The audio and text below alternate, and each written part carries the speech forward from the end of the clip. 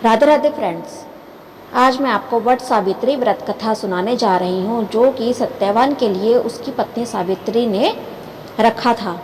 तो आइए इस व्रत की कथा को प्रारंभ करते हैं। पौराणिक कथा के अनुसार मध्य देश में अश्वपति नाम के धर्मात्मा राजा का राज था। उनकी कोई संतान नहीं थी। संतान प्राप्ति के लिए राजा ने यज्ञ करवाया, जिसके शुभ फल से कुछ समय बाद उन्हें एक कन्या की प्राप्ति हुई। इस कन्या का नाम सावित्री रखा गया। जब सावित्री विवाह योग्य हुई तो उन्होंने घुमतसेन के पुत्र सत्यवान को अपने पति रूप में वर्ण किया। सत्यवान के पिता भी राजा थे, परंतु उनका राजपाट छिन गया था, जिसके कारण वे लोग बहुत ही दरिद्रता में जीवन व्यतीत कर रहे थे। सत्यवान के माता पिता की भी आंखों की रोशनी चली गई थी। सत्यवान जंगल से लकड़ी काट कर लाते और उन्हें बेचकर जैसे तैसे अपना गुजारा करते थे। जब सावित्री और सत्यवान के विवाह की बात चली, तब नारद मुनि ने सावित्री के पिता राजा अश्वपति को बताया कि सत्यवान अल्प आयु है और विवाह के 1 वर्ष पश्चात ही उनकी मृत्यु हो जाएगी।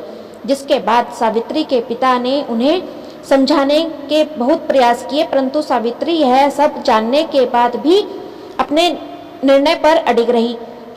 अंततः सावित्री और सत्यवान का विवाह हो गया। इसके बाद सावित्री सास ससुर और पति की सेवा में लग गई।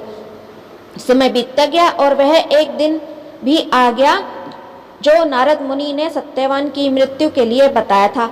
उसी दिन सावित्री भी सत्यवान के साथ वन को गई। वन में सत्यवान लकड़ी काटने के लिए जैसे ही पेड़ पर चढ़ने लगा कि उसके सिर में असहनीय पीड़ा होने लगी। कुछ देर वह सावित्री की गोद में सिर रखकर लेट गया। कुछ ही समय में उनके समक्ष अनेक दूतों के साथ स्वयं यमराज खड़े हुए थे। यमराज सत्यवान की आत्मा को लेकर दक्षिण दिशा की ओर चलने लगे। पतिव्रता सावित्री भी उनके पीछे चलने लगी। आगे जाकर यमराज ने सावित्री से कहा, हे पतिव्रता नारी, जहाँ तक मनुष्य साथ दे सकता है, तुमने अपने पति का साथ दे दिया, अब तुम लौट जाओ। इस पर सावित्री ने कहा, जहाँ तक मेरे पति जाएंगे वहाँ तक मुझे जाना चाहिए, यही सनातन सत्य है। यमराज सावित्री की वाणी सुनकर प्रसन्न हुए और उनसे 3 वर मांगने को कहा। सावित्री ने कहा, मेरे सास ससुर अंधे हैं, उन्हें नेत्र ज्योति दें। यमराज ने तथास्तु कहकर उसे लौट जाने को कहा और आगे बढ़ने लगे, किंतु सावित्री यम के पीछे ही चलती रही। यमराज ने प्रसन्न होकर पुनः वर मांगने को कहा। सावित्री ने वर मांगा, मेरे सास ससुर का खोया हुआ राज्य वापस उन्हें मिल जाए।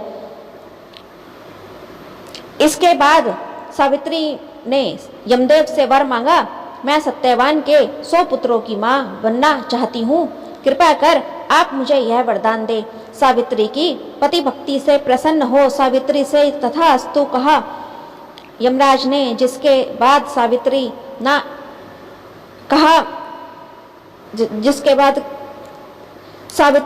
ने कहा, मेरे पति के प्राण तो आप लेकर जा रहे हैं, तो आपके पुत्र प्राप्ति का वरदान कैसे पूर्ण होगा।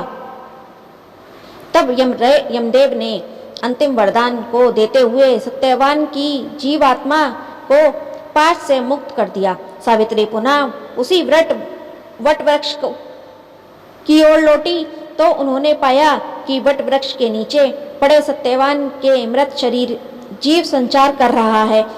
कुछ देर में सत्यवान उठकर बैठ गया। उधर सत्यवान के माता पिता की आंखें भी ठीक हो गईं और उन्हें उनका खोया हुआ राजपाट भी मिल गया।